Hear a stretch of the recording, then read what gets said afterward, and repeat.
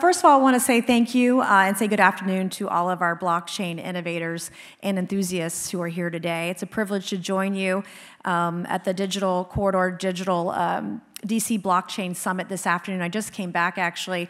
We had votes on the Hill, and then we had an oversight hearing where we had more votes, and we just passed another cybersecurity bill out of the Oversight Committee that I did unanimously. And it's one of the few places when I work in technology and in cyber where we've really had an opportunity to be bipartisan and nonpartisan in our work. It's not the sexy story that you can see when you tune into Fox News or CNN or MSNBC, but we do actually have a great opportunity, at least in the tech space, within the federal government to work together. Congressman Ro Khanna out of California and I, Congressman Christian Morphy, Congressman Connolly out of Virginia. I found some partners across the aisle to be able to be successful. And in fact, Ro and I have worked on a couple of bills together that the president has actually signed into law. And I love technology. I love the idea and opportunity that I believe blockchain can bring to many different industries, but also the federal government. And I actually, a lot of people know that I dropped out of high school at 17. I became the first woman to graduate from the Citadel 25 years ago, the Military College of South Carolina. But what a lot of people don't know is that when I was in college, I actually taught myself to code. And they didn't have computer programming courses. It was only a few years after Prodigy and the internet and all those things. And I taught myself HTML, which I consider a programming language. But by the time I was 21 and I worked for Anderson Consulting, I knew about 6 different languages. I learned COBOL and C++, SQL, PHP, and a number of different database development languages. And my first job was actually in tech. And so I love talking to the brightest minds in technology, and we have some of those folks here today. And as a member of Congress, I sit on 4 different committees, including Armed Services, the VA Committee, the Oversight Committee, but I also am a chairman of a subcommittee on oversight, the Cybersecurity, IT, and Government Innovation Committee, subcommittee. You don't think of government as innovative, but we want them to get there bit by bit. So I'm heartened to see much of the advocacy being put behind building a more transparent, secure, and efficient government, and technology can get us there. Firstly, when talking about blockchain, when I talk to others, I like to talk about trust, because trust has been pervasive, the lack of trust and a trust crisis in our society, but particularly in government and politics, especially with the public. Trust has been eroded. I think Congress's approval rating is like 13%, but according to the Pew Research Center, only 18% of Americans say they can trust the government to do what is right most of the time. And I concur. One of the reasons I'm in this job is because I loathe government, particularly the federal government. And I remember last year I had a hearing on the Cybersecurity Subcommittee on Oversight, and I'd brought in an inspector general regarding a software that was supposed to be implemented by the DoD. And we had spent $300 million on this software. It was travel software for our military armed services, $300 million on the software. And when it came to the day to implement the software package into implementation, every single one of the service branches said, nope, we're not ready, we're not gonna do this. So basically the federal government literally took gasoline, poured it on $300 million, and lit a match. Poof, it was gone. And that erodes public trust when you waste that kind of money, whether it's fraudulent or not intended, but a lot of times, the federal government is blocking changes that need to happen that could be profound. And it's a huge challenge, and one where blockchain, I believe, can play a pivotal role. Blockchain can enhance transparency through decentralization. Blockchain allows citizens to independently verify government claims and actions. You can look at countries like Sweden or Estonia, Georgia, et cetera, which are experimenting with blockchain-based land registries to securely and transparently handle property records, which I'm sure some of you in the room may be working on now. We know what it can do in that process. This kind of innovation not only reduces potential disputes, but also builds trust between through shared access to verifiable information, which is a key tenet to blockchain. And I've met with leaders from Estonia and some of these other countries because of their smaller size and smaller population. They have the ability to be much more nimble and work a lot faster. And I think there's a lot that the United States government can learn from. Secondly, we turn to the news and we hear about cyber attacks and sensitive data being leaked almost every day. We know that there are bad actors like China and Russia, Iran and others who are constantly trying to hack our systems. And obviously this includes Equifax, the breach that exposed the personal data of over 140 million Americans. And I remember right before COVID had kind of started, 2020, there was Colonial Pipeline and that hack happened, and that's when, for us, at least in the Southeast, gas prices started to go up, and they really haven't gone back down. And so these hacks have a tremendous negative impact on not just the government, but on consumers, on American citizens in their everyday life.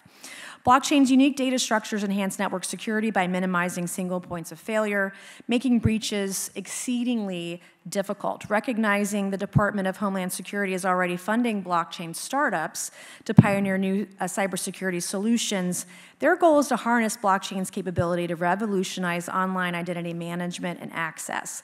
The potential for blockchain to reduce costs and promote and improve efficiency in government operations is really undeniable.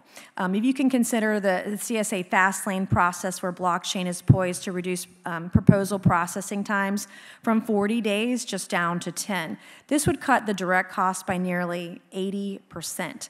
Similarly, blockchain can transform the federal government's handling of intergovernmental transfers. I'm sure many of you have heard about the DoD's failing its 6th audit. I mean, they just can't do it. And these kinds of oopsies happen in government far too often, and they involve not millions, not billions, but they involve trillions of dollars in unreconciled funds. Imagine what we could do if we could figure that out with technology. Blockchain can remedy pervasive government waste by providing a permanent audit trail and facilitating quicker reconciliations. Of course, discussing blockchain technology in Congress can sometimes feel like you're watching paint dry. You have members of Congress in the Senate and the House who don't even know how to log into Facebook or to Zoom, and these are the individuals who are being tasked with the responsibility of providing a framework and utilizing technology as a nation as well. It's like explaining Spotify to a crowd who's still using cassette tapes sometimes. So for some of my colleagues, the very word blockchain is too futuristic. It's like a flying car for them, which is why it's really important that I hope that today and going forward, you will reach out to your members of Congress. You'll reach out to your U.S. senators and be an active voice in the digital corridor and for blockchain going forward if you haven't already. That means calling and then emailing and even snail mailing, because members of Congress and our staff, we actually track the messages that come in. We see what people are saying and get feedback on legislation that we're working on, whether we're doing it well or whether we need to amend a piece of legislation. At least in our office, our KPIs that we use, I run it like a business, not a bureaucracy. We look at the information and feedback we get from our constituents. But we want to utilize technology, obviously, to serve our citizens better. I've been working on a couple pieces of legislation that would use blockchain technology to make our government more effective, efficient, and transparent. The Border Security and Blockchain Technology Act to direct the Border Patrol to leverage a blockchain platform to enhance a variety of areas related to border security, including document verification, the flow of goods through customs, managing personnel deployed to the border, and to foster real-time data sharing and collaboration between different immigration and law enforcement entities. But some examples of that. When there was a formula shortage a year or two ago, we had Border Patrol agents trying to block the flow of imports, for example. Being able to use technology to say, yes, this is okay, it's been permitted. When Russia invaded Ukraine or when Hamas invaded Israel, the number of groups and individuals that wanted to export goods from our border into another country, being able to track the flow of goods and making sure it gets there. I remember one time, shortly after Hamas invaded Israel, we had a constituent who was sending Kevlar in a pallet, and the Border Patrol were keeping it from getting on the plane. But having some kind of quick and fast and easy tech trail to make sure that things are verified there quickly and they don't get held up when literally lives are on the line. And of course, we've had over 9 million people come across the southern border over the last 3.5 years. Leveraging technology to track what's happening at the southern border would be a huge asset to the federal government. I've been working on the Veterans Affairs Distributed Ledger Innovation Act with the Digital Chamber, actually, which would direct the VA to study ways in which blockchain and distributed ledger technology can be used to improve veterans' claims and their processes and the benefits delivery at the VA. The possibilities here are literally endless. And as policymakers, it's our responsibility to foster an environment where we can use technological innovations that can flourish and address the pressing needs of a nation. And I hope that we will continue to have an open dialogue and feedback from you all. And of course, if you have any ideas on how to use tech in a better way, specifically blockchain, we would love to hear from you at mace.house.gov if you'd reach out to us. We have a great legislative team.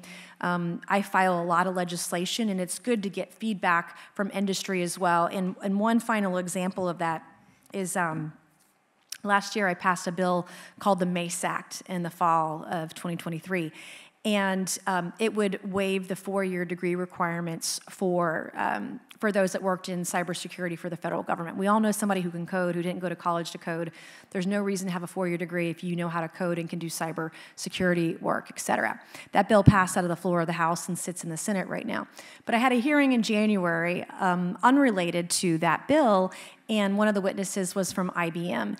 And they said, hey, the Mace Act was great, but by the way, when we do federal contract work with the federal government, our contracts require us to utilize contractors and subcontractors that have 4-year degrees. We need to fix this, like you just did in the Mace Act. So we recently passed unanimously again out of the Oversight Committee the Access Act that would allow and do just that. So I get a lot of great ideas that are innovative and that are simple. Sometimes small parts make the biggest difference. So appreciate your knowledge in industry and speak up if you can, and we look forward to working with you all in the future. Thank you so much.